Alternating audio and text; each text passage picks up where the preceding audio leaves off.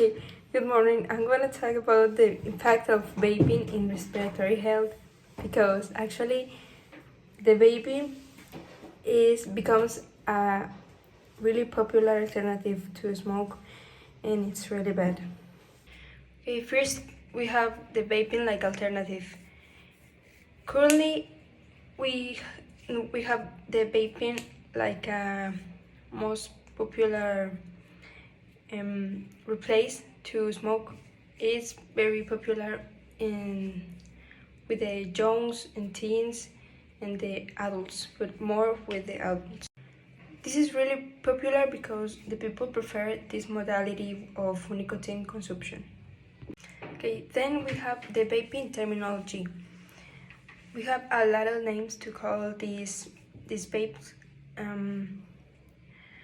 We have like the e-cigarettes, and the most used is END, that is electronic nicotine delivery systems.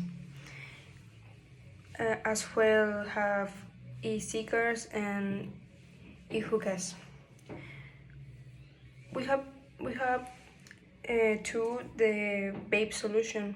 It's called e-liquid or vape juice, and the act of vaping is called ripping, juggling, puffing, and hitting or hiting. I don't know how to pronounce this.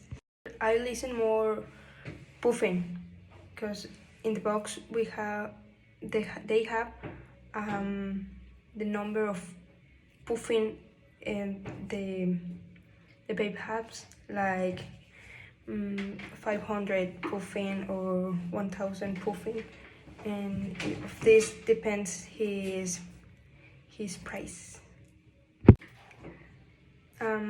Now, toxic substances. Well, the most well-known substances, well, the best one of we listen more is the nicotine. In addition to nicotine, the aerosol in electronic cigarettes may contain substances that harm the body. These include chemicals that cause cancer and tiny particles that can reach the bottom of the lungs. For the disease, as disease we have cancer as a serious disease, but in the same way, if you smoke or vaping before addiction, you can have a damage in airways, alveolus, and bronchial epithelium. In the timeline, we have in 1930 the first, that was the electric vaporizer. Then in 1979 we have the vapor.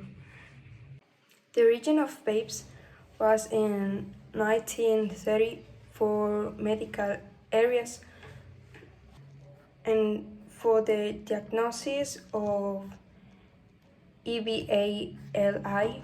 We have the lung injury, and the treatment is passed to. They don't have a definitive therapy, but can have options like include empire antibiotics and antivirals. In the guidelines, we have three. There are J-Thorac On-Call, J-Thorac Dis, and CDC. And they